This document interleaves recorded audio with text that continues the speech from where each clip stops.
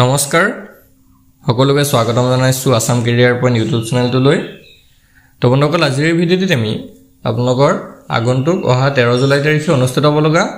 D.El.Ed পিটি এক্সামৰ বাবে সহায়ক হোৱাকৈ আসাম জিকে আৰু এটা নতুন ভিডিঅ' লৈছো তো ইয়াৰ আগতেও আমি সেপাৰেট কে ভিডিঅ'বিলাক আপলোড কৰিছো যদি আপোনালোকে আগৰ ভিডিঅ'বোৰ চোৱা নাই তেনেহলে ডেসক্ৰিপচনত দিয়া লিংকৰ পৰা আগৰ ভিডিঅ'বোৰ চাই ল'ব পাৰিব আৰু এটা কথা ইয়াতে আপোনাক জনাই থওঁ যেহেতু আপোনালোকৰ এক্সামটো 13 জুলাইত পালেহি সো এতিয়া কেৱল মাত্ৰ আপোনালোকৰ হাতত 15 দিন মান সময় আছে তো এই 15 দিন সময়ত আপোনালোকে যিমান পাৰে ভালদৰে ৰিভাইজ কৰি দিয়ক আমি যিমানবোৰ ভিডিঅ' দিছো গোটেইখিনি ভিডিঅ' আপোনালোকে পাৰিলে ৰিভাইজ কৰি দিব কাৰণ তাৰ পৰা আপোনালোকৰ বহুতো কোৱেশ্চন মনত থাকি যাব আৰু যদিহে আপোনালোকে এতিয়ালৈকে আমাৰ ইম্পৰ্টেন্ট পিডিএফ নোটছ খিনি লোৱা নাই তেতিয়াহলে আমাক এই নম্বৰটোত WhatsAppত মেছেজ কৰিব 8133840965 এই নম্বৰটোত আমাক WhatsAppত মেছেজ কৰিব মেছেজ কৰি জনাই দিব যে ডিএলএডৰ সম্পূৰ্ণ নোটছ খিনি লাগে সো কেৱল 99ত আমি আপোনালোকক গোটেইখিনি নোটছ দি দিম ঠিক আছে আৰু এইখিনি লৈ অলৰেডি বহুতে প্ৰিপাৰেচন কমপ্লিট কৰিয়ে দিছে যদি আপোনালোকে ভাবে যে 15 দিনত আমি খুব ভালকে পঢ়ি যাম এই নোটছখিনিৰ পৰা সো এইখিনি লৈ পিনে আপোনালোকে পঢ়ি যাব পাৰে তো এতিয়া আমি বেছি দেৰি নকৰো কোৱেশ্চনখিনি চাও ফাৰ্স্ট কোৱেশ্চনটো কি দিছে চাওক the river Brahmaputra originated from glacier এতিয়া কি কৈছে ব্ৰহ্মপুত্ৰ নদী দেশ হিমবাহৰ পৰা উৎপত্তি হৈছে ঠিক আছে ব্ৰহ্মপুত্ৰ নদীখন কোনখন হিমবাহৰ পৰা উৎপত্তি হৈছে বা কোনটো হিমবাহৰ পৰা উৎপত্তি হৈছে সো ইয়াৰে শুদ্ধ উত্তৰটো অপচন সি সেমা ইয়াংডুং ঠিক আছে সেমা ইয়াংডুং নামৰ এটা হিমবাহৰ পৰাই ব্ৰহ্মপুত্ৰ নদীৰ উৎপত্তি হৈছে নেক্সট কোৱেশ্চনটো হৈছে when and where was the first cotton textile industry of India established কেতিয়া আৰু কোত ভাৰতৰ প্ৰথম কপাহী বস্ত্ৰ উদ্যোগ স্থাপিত হৈছিল ঠিক আছে কেতিয়া হৈছিল আৰু কোত হৈছিল সো এইটো হ'ব অপচন ডি মুম্বাই 1854 ত সো এইটো মুম্বাই বুলি নহয় বম্বে বুলি আহিব পাৰে কাৰণ সেই সময়ত বম্বে বুলি কৈছিল সো বম্বেত 1854 ত ভাৰতৰ প্ৰথমটো কপাহী বস্ত্ৰ উদ্যোগ স্থাপিত হৈছিল next question what is the total geographical area of India ভাৰতৰ মুঠ ভৌগোলিক মাটিকালি কিমান হয় ঠিক আছে ভাৰতৰ মুঠ ভৌগোলিক মাটিকালি কিমান সো এটা হ'ব অপচন এ 32,87,263 স্কয়াৰ কিলোমিটাৰ ঠিক আছে এটো স্কয়াৰ কিলোমিটাৰটো মনত ৰাখিব কাৰণ কালি সদায় কিয় জোখা হয় বৰ্গ এককত জোখা হয় next question from where does the river Ganga originate কৰ পৰা গংগা নদীৰ উৎপত্তি হৈছে মোস্ট ইম্পৰ্টেন্ট কোৱেশ্চন হয় গংগা নদী কৰ পৰা উৎপত্তি হৈছে সো এটো হ'ব অপচন বি গংগোত্ৰী গ্লেচিয়াৰ ঠিক আছে গংগোত্ৰী হিমবাহৰ পৰা গংগা নদীৰ উৎপত্তি হৈছে নেক্সট কোৱেশ্চনটো হৈছে which forests are found in the coastal delta region কোনখন অৰণ্য উপকূলীয় বদ্বীপ অঞ্চলত পোৱা যায়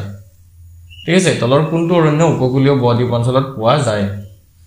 সো ইয়াৰ কোনটো শুদ্ধ উত্তৰ হ'ব এটো হ'ব অপচন সি মেনগ্ৰোভ ঠিক আছে মেনগ্ৰোভ অৰণ্যবিলাক উপকূলীয় বদ্বীপ অঞ্চলত পোৱা যায় নেক্সট কোৱেশ্চনটো হৈছে নেম দা ক্ৰপ কাল্টিভেটেড ডিউৰিং উইন্টাৰ সিজন শীতকালত খেতি কৰা শস্যৰ নামটো কি হয় ঠিক আছে শীতকালত যিবিলাক খেতি কৰে সেই খেতিবিলাকক কি বুলি কয় সো এটো হ'ব অপচন বি ৰবি ক্ৰপছ বুলি কোৱা হয় নেক্সট কোৱেশ্চনটো হৈছে how long did it take Himalayas to get their present shape Himalaya পৰ্বতে বৰ্তমানৰ আকৃতি পাবলৈ কিমান সময় লৈছিল ঠিক আছে কিমান সময় লৈছিল সো এটা হ'ব অপচন ডি 7 মিলিয়ন ইয়াৰ্স প্ৰায় 7 মিলিয়ন বছৰ সময় লৈছিল নেক্সট কোৱেশ্চনটো হৈছে how many days does the moon take to complete one revolution around the earth পৃথিৱীৰ চৌদিশে এবাৰ ভ্ৰমণ সম্পূৰ্ণ কৰিবলৈ চন্দ্ৰৰ কিমান দিন সময় লয় সো ইয়াৰ শুদ্ধ উত্তৰটো অপচন সি 29.5 days ঠিক আছে 29 আৰু আধা দিন সময় লয় নেক্সট কোৱেশ্চনটো হৈছে which of these the largest planet তলৰ কোনটো বৃহত্তম গ্ৰহ হয় তো বৃহত্তম গ্ৰহটো সকলোৱে জানে চাগে সো এটা অপচন সি হ'ব জুপিটাৰ অৰ্থাৎ বৃহস্পতি আমাৰ সৌৰজগতৰ আটাইতকৈ ডাঙৰ গ্ৰহটো হৈছে বৃহস্পতি গ্ৰহ পিছৰ প্ৰশ্নটো চাওক name the strait dividing India and Sri Lanka কোনটো প্ৰণালীয়ে ভাৰত আৰু শ্ৰীলংকাক পৃথক কৰিছে ঠিক আছে ভাৰত আৰু শ্ৰীলংকাক পৃথক কৰা প্ৰণালীটোৰ নাম কি হয় সো এটা হ'ব অপচন এ পাৰ্ক ষ্ট্ৰেট ঠিক আছে পাৰ্ক প্ৰণালী পৃথক কৰিছে নেক্সট কোৱেশ্চনটো হৈছে which of the planet is nearest to earth কোনটো গ্ৰহ পৃথিৱীৰ আটাইতকৈ ওচৰত আছে তো পৃথিৱীৰ আটাইতকৈ ওচৰত থকা গ্ৰহটো হৈছে অপচন বি ভেনাছ অৰ্থাৎ শুক্ৰ গ্ৰহ নেক্সট কোৱেশ্চনটো হৈছে the brightest star in the sky is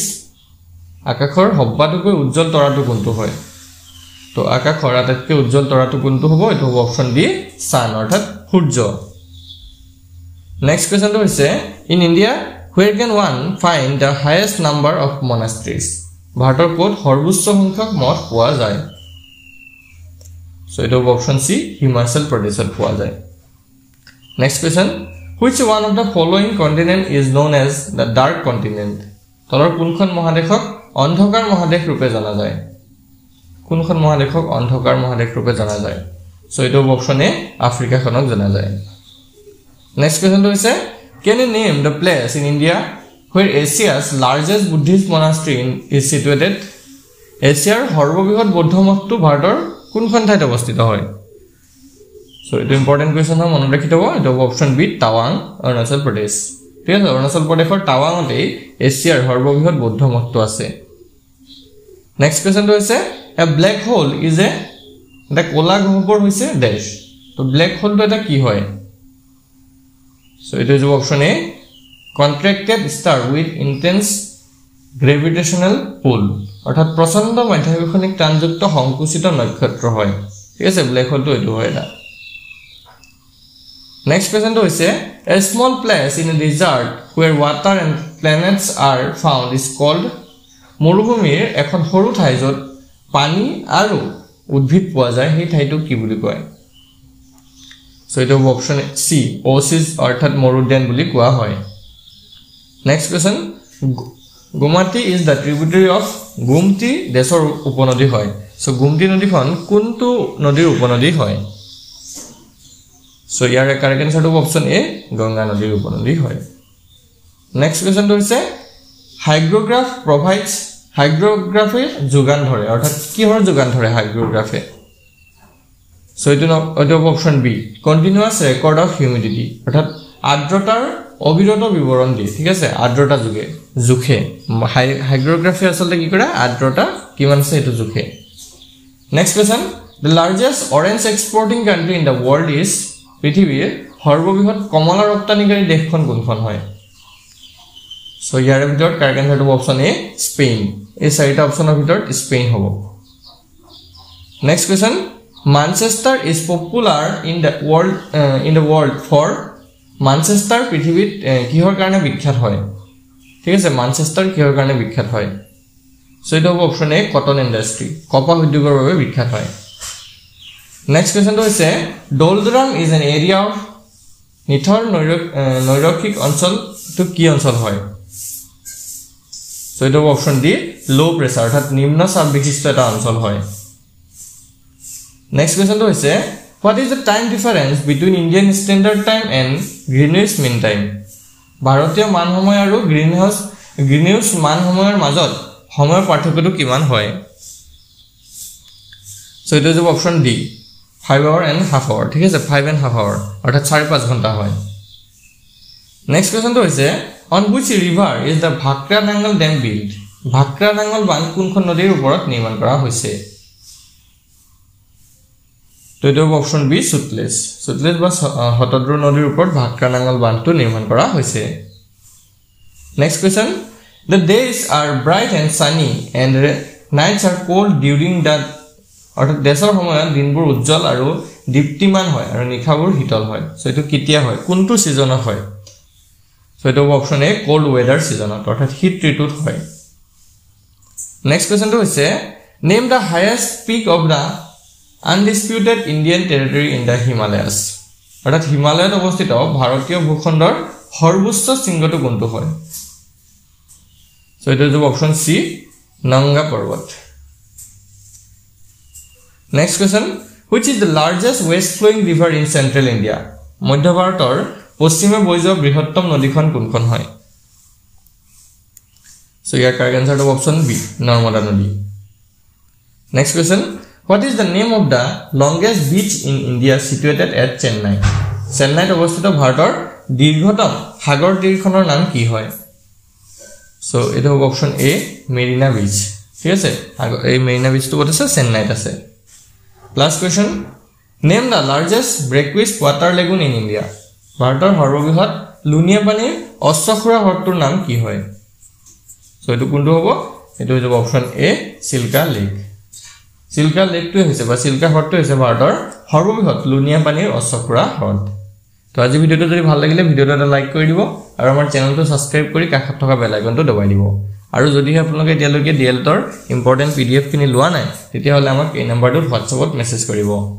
8133840965 ইয়াতে আমাক WhatsAppত মেছেজ কৰি জনাই দিব যে ডিএলটৰ সম্পূৰ্ণ নোটছ কিনি লাগে সো কেৱল 99 ৰ এতিয়া আমি আপোনালোকক সম্পূৰ্ণ সাবজেক্টৰ নোটছ কিনি দি দিম আৰু আজি ভিডিওটো চোৱাৰ কাৰণে সকলোকে ধন্যবাদ